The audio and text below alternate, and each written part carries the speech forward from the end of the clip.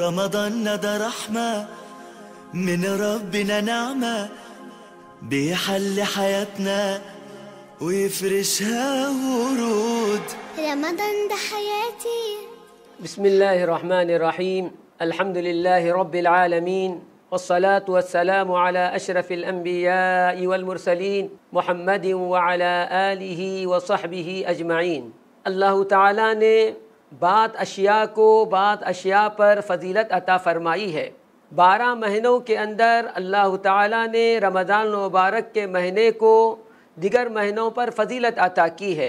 इसकी वजह ये है कि ये महीना अल्लाह ताला की रहमतों के, बरकतों के बरसने का महीना है। अल्लाह ताला इस महीने के अंदर जन्नत के दरवाज़ों को खोल देते हैं, जहन्नम के दरवाज़ों को बंद कर देते हैं, मुतमर्रिज शयातीन क़ैद कर दिए जाते हैं और एक इबादत की तरफ लोगों का रुझान बढ़ जाता है।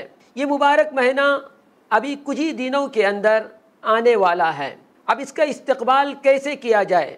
उम्मी तौर पर देखा जाता है रमज़ान मुबारक से आने से क़ब्ल सहरी और इफ्तार की अशिया ख़रीदी जाती है।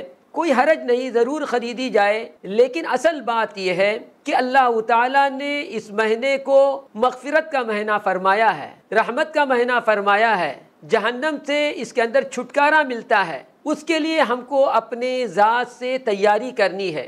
अव्वल बात यह है कि हम गुनाहों से सच्ची पक्की तौबा कर लें। जब तक गुनाहों से मुआफ़ी न मांगी जाएगी तब तक खैर के अमल के कबूल करने में रुकावटें खड़ी होंगी। फिर उसके बाद अज़्म मुसम्मम किया जाए कि अल्लाह ताला ने ये मुबारक अय्याम जो हमें अता किए हैं इसकी हम कदर करें। इस ज़हन दिमाग में इस बात को ताज़ा कर लें, हमारे बहुत सारे रिश्तेदार साबिक़ा रमज़ान में हमारे साथ थे, लेकिन अब वो हमारे साथ न रहे। हमें पता नहीं है आइंदा रमज़ान मुबारक का महीना हमें मिलेगा या नहीं मिलेगा। हमारे असलाफ का एहतिमाम रहा था कि वो माह रजब ही से रमज़ान मुबारक की तैयारी किया करते थे, अपनी दुकानों में ताला लगा दिया करते थे, रोज़ों की कसरत शाबान में फरमाया करते थे, कुरान मजीद की तिलावत में अपने आप को लगा देते थे, ताकि चंद लम्हात एक मुख्तसर महीना जो हमें मिल रहा है इसकी सही माने में कदरदानी हो।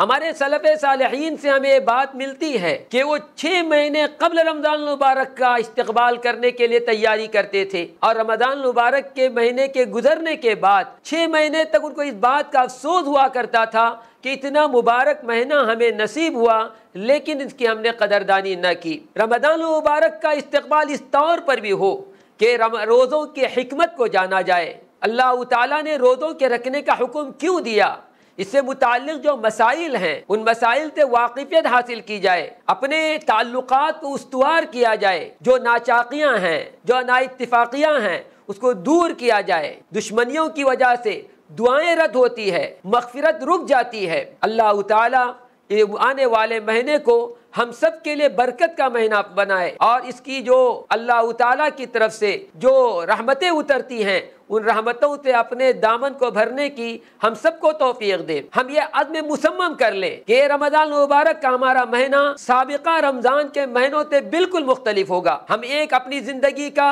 एक नया वरक़ उल्टे जिसके अंदर हमारे अक़ाइद की दुरुस्तगी हो, हमारी इबादत अल्लाह ताला के बताए हुए हुक्म के मुताबिक और नबी अकरम सल्लल्लाहु अलैहि वसल्लम के तरीक़े पर हो, हमारे मुआमलात तमाम मनहियात से बचे हुए हों, हम उसमें अखलाक का बेहतर नमूना पेश करने वाले हों और हमारी मुआशरती ज़िंदगी बेहतर से बेहतर हो और हमारी चाल ढाल दूसरों के लिए खामोश दावत हो। अल्लाह ताला हम सबको इस रमज़ान मुबारक की कदरदानी की तौफीक अता फरमाए और इस महीने के अंदर हम सब की मग़फ़िरत फरमाए। सल्लल्लाहु अला नबीना मुहम्मद व अला आलिहि व सहबिही अजमाइन वल्हम्दुलिल्लाहि रब्बिल आलमीन।